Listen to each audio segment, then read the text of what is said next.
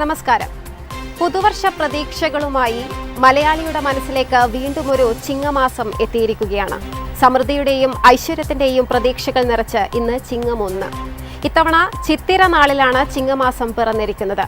കൊല്ലവർഷത്തിലെ ആദ്യ മാസമായ ചിങ്ങത്തിലെ ആദ്യ ദിനം കേരളത്തിന് കർഷക ദിനം കൂടിയാണ്. മൈഫിൻ ടിവിയുടെ എല്ലാ പ്രേക്ഷകർക്കും പുതുവത്സരാശംസകൾ നേരുന്നു. ഈ മണിക്കൂറിലെ ഏറ്റവും പ്രധാനപ്പെട്ട വാർത്തകൾ നോക്കാം. 1 മണി വാർത്തയിലേക്ക് സ്വാഗതം.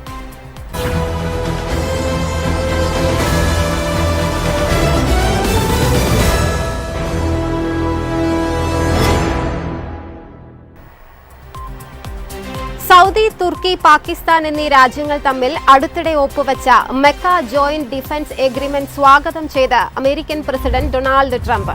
പ്രാദേശിക സുരക്ഷയ്ക്കും സ്വയം പര്യാപ്തതയ്ക്കുമുള്ള വലിയ ചുവടുവയ്പാണെന്ന് ട്രംപ് പറഞ്ഞു. സൗദിയും തുർക്കിയും പാകിസ്ഥാനും ചേർന്ന് ഈ കരാറിൽ ഒപ്പുവെച്ചതിൽ താൻ വളരെ സന്തോഷവാനാണെന്ന് ട്രംപ് ട്രൂത്ത് സോഷ്യലിൽ കുറിച്ചു. മിഡിൽ ഈസ്റ്റ് ഒന്നിച്ചു വരുന്നതിന്റെ തെളിവാണിതെന്നും കൂടുതൽ അർത്ഥവത്തായ രീതിയിൽ സ്വന്തമായി പ്രതിരോധം തീർക്കാൻ രാജ്യങ്ങൾക്ക് സാധിക്കുമെന്നും വ്യക്തമാക്കിയ ട്രംപ് ഈ കരാറിനെ വലുതും ധീരവും സുപ്രധാനവുമായ ആദ്യ ചുവടുവയ്പ് എന്നാണ് വിശേഷിപ്പിച്ചത്. ഇന്ത്യയിൽ നടപ്പാക്കിയ E20 പെട്രോളിന് സംബന്ധിച്ചുള്ള വിവാദങ്ങൾ നാൾക്കുനാൾ ചുവടുപിടിക്കുന്നതിനിടെ കേന്ദ്ര സർക്കാരിന്റെ വാദങ്ങൾക്ക് എതിരായ ശബ്ദവുമായി ഇക്കണോമിക് അഫയേഴ്സ് വകുപ്പിലെ സാമ്പത്തിക ഉപദേഷ്ടാക്കൾ. ഇരുചക്ര വാഹനങ്ങൾ ഉൾപ്പെടെയുള്ള പഴയ വാഹനങ്ങൾക്കായി E10 പെട്രോൾ തിരിച്ചു കൊണ്ടുവരണമെന്നാണ് സാമ്പത്തിക ഉപദേഷ്ടാക്കളായ വി അനന്ത് നാഗേശ്വരനും ആകാശ് പൂജാരിയും നിർദ്ദേശിച്ചിരിക്കുന്നത്. പെട്രോളിന് 20% എഥനോൾ കലർത്തുന്നത് നടപ്പാക്കും മുൻപ് ഭക്ഷണ ഇന്ധന വിനിമയത്തെക്കുറിച്ച് ഗൌരവമായി ചിന്തിക്കേണ്ടതുണ്ടെന്നും ഇവർ അഭിപ്രായപ്പെട്ടു. പഴയ വാഹനങ്ങളിൽ E20 ഇന്ധനം പ്രവർത്തിക്കുമോ ഇല്ലയോ എന്നതിന് മാത്രമല്ല രാജ്യത്തിന് മുന്നിലുള്ള പ്രശ്നം. കൂടുതൽ എഥനോൾ ആവശ്യമുണ്ടാകുമ്പോൾ രാജ്യത്ത് എന്തൊക്കെ കൃഷി ചെയ്യണം, എത്രത്തോളം വെള്ളവും ഭൂമിയും ഇതിനായി വിനിയോഗിക്കണം, ഏതൊക്കെ കൃഷിയെ ഇത് ബാധിക്കും തുടങ്ങിയവയെല്ലാം ഇവർ ചൂണ്ടിക്കാട്ടി. മെൽമിയുടെ 1 ലിറ്ററിന്റെ പാൽക്കുപ്പി വാങ്ങുന്നതിനുള്ള ഇടപാടിൽ തമിഴ്നാട് ആസ്ഥാനമായ സ്വകാര്യ കമ്പനിക്കായി വഴിവിട്ട സഹായം. പുതിയ ടെൻഡറിൽ ഏറ്റവും കുറഞ്ഞ വില ക്വാട്ട് ചെയ്ത ക്ലിയർ പെറ്റ് കമ്പനിയോട് നിലവിലെ വിതരണക്കാരായ തമിഴ്നാട് ആസ്ഥാനമായ കമ്പനിയുമായി വിതരണ പങ്കാളിത്തം ഉണ്ടാക്കാൻ മിൽമ ആവശ്യപ്പെട്ടു. TPAC സ്കൈപെറ്റ് കമ്പനിക്ക് 40% വിതരണാവകാശം നൽകണമെന്നായിരുന്നു മിൽമയുടെ ആവശ്യം. എന്നാൽ ഈ ആവശ്യം നിരസിച്ചതോടെ മിൽമ കരാർ മരവിപ്പിച്ചു. ഇതോടെ ടെൻഡർ നൽകിയ ക്ലിയർ പെറ്റ് കമ്പനി ഹൈക്കോടതിയെ സമീപിച്ചു. പ്രതികാരമായി മിൽമ ക്ലിയർ പെറ്റ് കമ്പനിയുടെ ടെൻഡർ റദ്ദാക്കുകയും ചെയ്തു.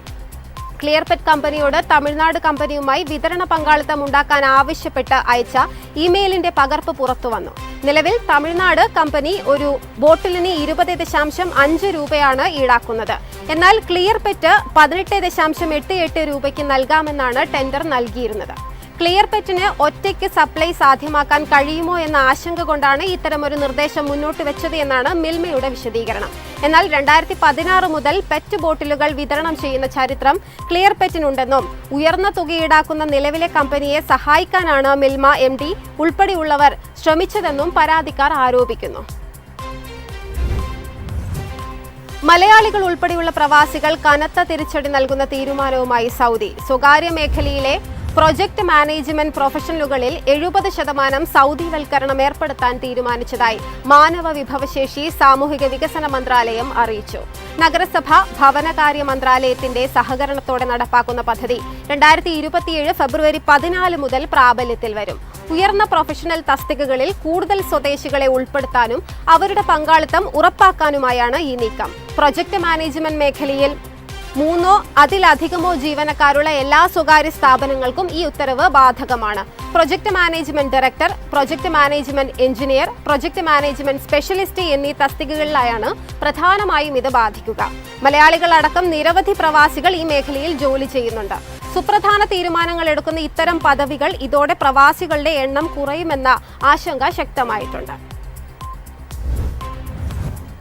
സോഷ്യൽ മീഡിയയിൽ പ്രചരിച്ച വ്യാജ വാർത്തയെ അടിസ്ഥാനമാക്കി ഇറാനെതിരെ ഇസ്രയേൽ പ്രധാനമന്ത്രി ബെഞ്ചമിൻ നെതന്യാഹു നടത്തിയ പരാമർശം വിവാദമാകുന്നു. ഇറാന്റെ ആണവ പദ്ധതിയെക്കുറിച്ച് നെതന്യാഹു നടത്തിയ അവകാശവാദത്തിന് ആധാരമായത് ഇന്ത്യയിൽ നിന്ന് ഉയർന്നുവന്ന ഒരു വ്യാജ സോഷ്യൽ മീഡിയ പോസ്റ്റാണ് എന്നതാണ് റിപ്പോർട്ട്. ഇറാന്റെ Islamic revolutionary guard corps commander Ahmad Vahidi ഇറാന്റെ ആണവായുധ പദ്ധതിയെക്കുറിച്ച് നടത്തിയെന്ന പേരിൽ ഓഗസ്റ്റ് 5-നാണ് സമൂഹ മാധ്യമങ്ങളിൽ ഒരു പോസ്റ്റ് പ്രത്യക്ഷപ്പെട്ടത്. അമേരിക്കയും ഇസ്രയേലും ആണവായുധങ്ങൾ കൈവശം വെക്കുന്നിടത്തോളം കാലം തങ്ങളും അത് ഉപേക്ഷിക്കില്ല എന്നായിരുന്നു സന്ദേശം. AI ഉപയോഗിച്ച് നിർമ്മിച്ച ചിത്രത്തോടൊപ്പമായിരുന്നു ഈ പോസ്റ്റ്. ഇതൊരു വ്യാജ സന്ദേശമാണെന്നും അങ്ങനെ ഒരു പ്രസ്താവന വഹീദി നടത്തിയിട്ടില്ലെന്നും പിന്നീട് വ്യക്തമായി. എന്നാൽ ഇതിനകം തന്നെ ഈ വാർത്ത വലിയ തോതിൽ പ്രചരിച്ചു കഴിഞ്ഞിരുന്നു. ഇന്ത്യൻ അക്കൗണ്ടിൽ നിന്ന് പ്രചരിച്ച ഈ പോസ്റ്റ് പെട്ടെന്ന് തന്നെ വിവിധ ഭാഷകളിലേക്ക് വിവർത്തനം ചെയ്യപ്പെട്ടു. വിവിധ സോഷ്യൽ മീഡിയ പ്ലാറ്റ്ഫോമുകളിലൂടെ ഇസ്രയേലിലെയും അമേരിക്കയിലും ഉന്നതതല കേന്ദ്രത്തിലെത്തി. ഇസ്രയേലിലെ മുൻനിര വാർത്താ ചാനലുകൾ സംപ്രേഷണം ചെയ്യുകയും ചെയ്തു. തുടർന്ന് ഇസ്രയേലിലെ മൗണ്ട് ഹെർസലിൽ നടന്ന ചടങ്ങിൽ സംസാരിക്കവേ ഇറാൻ ആണവായുധം നിർമ്മിക്കുന്നുവെന്ന് പരസ്യമായി സമ്മതിച്ചു എന്നതിന്റെ തെളിവായി ബെഞ്ചമിൻ നെതന്യാഹു ഈ പോസ്റ്റ് ചൂണ്ടിക്കാണിക്കുകയും ചെയ്തിരുന്നു.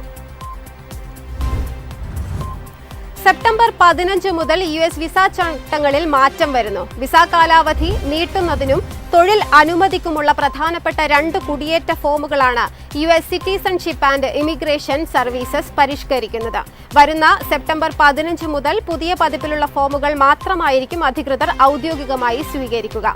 പഴയ പതിപ്പുകൾ ഉപയോഗിച്ച് സമർപ്പിക്കുന്ന അപേക്ഷകൾ യാതൊരു മുന്നറിയിപ്പുമില്ലാതെ തന്നെ തള്ളിക്കളയാൻ സാധ്യതയുണ്ടെന്ന് അധികൃതർ അറിയിച്ചിട്ടുണ്ട്. H1B വിസ ഉടമകളുടെ കുടുംബാംഗങ്ങൾ, രാജ്യാന്തര വിദ്യാർത്ഥികൾ, എക്സ്ചേഞ്ച് വിസിറ്റർമാർ തുടങ്ങി US-ലെ നോൺ ഇമിഗ്രന്റ് വിസകളിൽ കഴിയുന്ന ലക്ഷക്കണക്കിന് ആളുകളെയാണ് ഈ പുതിയ തീരുമാനം നേരിട്ട് ബാധിക്കുന്നത്. കൊച്ചി മെട്രോ റെയിൽ ലിമിറ്റഡിന് പുതിയ വെബ്സൈറ്റ് ഒരുങ്ങിയിരിക്കുന്നു. കുസാറ്റ് സ്കൂൾ ഓഫ് എഞ്ചിനീയറിംഗിലെ ഇൻഫർമേഷൻ ടെക്നോളജി വിഭാഗത്തിലെ 5ാം സെമസ്റ്റർ ബിടെക് വിദ്യാർത്ഥികളാണ് മെട്രോ വെബ്സൈറ്റ് നിർമ്മാണത്തിന് പിന്നിൽ. 10 വർഷം പഴക്കമുള്ള മെട്രോയുടെ നിലവിലെ വെബ്സൈറ്റ് ഉപഭോക്തൃ സൗഹൃദമായിരുന്നില്ല.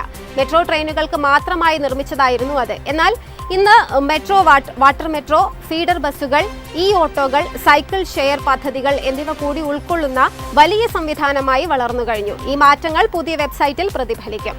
ടിക്കറ്റ് ബുക്കിംഗ്, സ്റ്റേഷനുകളെക്കുറിച്ചുള്ള വിവരങ്ങൾ, സൗകര്യങ്ങൾ, സമീപത്തുള്ള സ്ഥലങ്ങൾ എന്നിവ എളുപ്പത്തിൽ അറിയാൻ കഴിയും. ട്രെയിനുകളുടെ തത്സമയ വിവരങ്ങൾ വെബ്സൈറ്റിലൂടെ അറിയാൻ സാധിക്കും.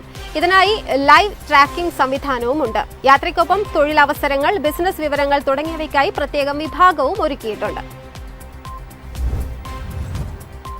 അർജന്റീന ടീമിനെ കേരളത്തിൽ എത്തിക്കാമെന്ന പേരിൽ റിപ്പോർട്ടർ ബ്രോഡ്കാസ്റ്റിംഗ് കമ്പനി നടത്തിയ സാമ്പത്തിക ഇടപാടിൽ നികുതി വെട്ടിപ്പ് നടത്തിയതായി GST വകുപ്പിന്റെ പ്രത്യേക അന്വേഷണ സംഘം പ്രാഥമിക പരിശോധനയിൽ കണ്ടെത്തി. 2 തവണയായി പണം കൈമാറിയതിന്റെ രേഖകൾ SBIയുടെ കൊച്ചി കാക്കനാട് ശാഖയിൽ നിന്നും റിസർവ് ബാങ്കിൽ നിന്നും ശേഖരിച്ചു. 2025 ജൂൺ 12-നും ഒക്ടോബർ 15-നുമായാണ് ആകെ 126 കോടി രൂപ കൈമാറിയത്. ആ മാസങ്ങളിൽ തന്നെ സേവന നികുതി അടയ്ക്കേണ്ടതായിരുന്നു. 22 കോടിയോളം രൂപയുടെ നികുതിയാണ് അടയ്ക്കേണ്ടിയിരുന്നത്. ഇത് അടയ്ക്കാത്തതിനാൽ നികുതിയുടെ 18% പലിശയും 25% പിഴയും അടയ്ക്കണം. അർജന്റീന ടീം കേരളത്തിൽ എത്തി കളിക്കാത്തതിനാൽ കമ്പനിക്ക് നികുതി അടച്ച ശേഷം റീഫണ്ട് ആവശ്യപ്പെടാം. എങ്കിലും പലിശയും പിഴയും അടയ്ക്കേണ്ടി വരും. കൈമാറിയ 126 കോടി രൂപ എവിടെ നിന്ന് സമാഹരിച്ചെന്ന് SIT പരിശോധിക്കും. ബ്രോഡ്കാസ്റ്റ് റൈറ്റ് വിറ്റാണ് പണം സ്വരൂപിച്ചതെങ്കിൽ അതിനും സേവന നികുതി അടയ്ക്കേണ്ടി വരും. ഇത്തരത്തിൽ കൂടുതൽ നികുതി വെട്ടിപ്പ് നടന്നിരിക്കാനുള്ള സാധ്യതയാണ് SIT കാണുന്നത്. മറ്റ് മാർഗങ്ങളിലൂടെയാണ് പണം സമാഹരിച്ചതെങ്കിൽ ഇപ്പോൾ അന്വേഷണം ആരംഭിച്ചിട്ടുള്ള EDക്ക് രേഖകൾ കൈമാറാനാണ് ആലോചന. LDF സർക്കാർ തുടക്കമിട്ട കേരള സവാരിയിൽ തുടർ സവാരിക്ക് മടിച്ച UDF സർക്കാർ. വൻകിട കമ്പനിയോട് മത്സരിച്ച് ജനസ്വീകാര്യത നേടിത്തുടങ്ങിയ ഈ ടാക്സി സർവീസ് ആപ്പ് നവീകരണത്തിന്റെ ഫയൽ നീക്കം മന്ദഗതിയിലാണ്. സർക്കാരിനും കരാറെടുത്ത കമ്പനിക്കും ലക്ഷങ്ങളുടെ നഷ്ടമുണ്ടാക്കിയപ്പോൾ ആപ്പിന്റെ പോക്ക് പദ്ധതിയിൽ നിന്ന് പിന്മാറുമെന്ന സർക്കാരിന് അന്ത്യശാസനം നൽകാൻ ഒരുങ്ങുകയാണ് ആപ്പ് നവീകരണ കരാറെടുത്ത ബംഗളൂരു ആസ്ഥാനമായ കമ്പനി. തൊഴിൽ വകുപ്പാണ് സംസ്ഥാന സർക്കാരിനു വേണ്ടി പദ്ധതിയുടെ മേൽനോട്ടം വഹിക്കുന്നത്. പദ്ധതി പരിശോധിച്ചപ്പോൾ കുറച്ച് അപാകത കണ്ടെത്തിയെന്നും അത് പഠിച്ചു വരികയാണെന്നുമാണ് തൊഴിൽ മന്ത്രി ബിന്ദു കൃഷ്ണയുടെ വിശദീകരണം. ഓട്ടോ ടാക്സി സർവീസ് ന്യായമായ നിരക്കിൽ ലഭ്യമാക്കാനാണ് സർക്കാർ ഇടപെട്ട് 2022 ഓഗസ്റ്റ് 17-ന് കേരള സവാരി ആപ്പ് തുടങ്ങിയത്. ഇതോടെ 1 മണി വാർത്ത പൂർണ്ണമാകുന്നു. നമസ്കാരം.